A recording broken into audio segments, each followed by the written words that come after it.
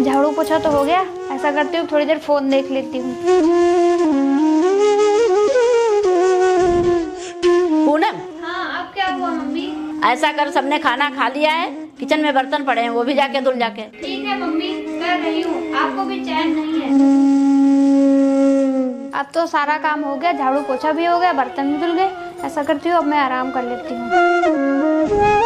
अरे बेटा, तू आके फिर लेट गई। अब क्या हुआ मम्मी? बाथरूम में कपड़े पड़े हैं, लगे हाथ उनको भी धो देती। मम्मी, मैं तो आपके काम से तंग आ गई हूँ, मुझसे नहीं होगा इतना काम।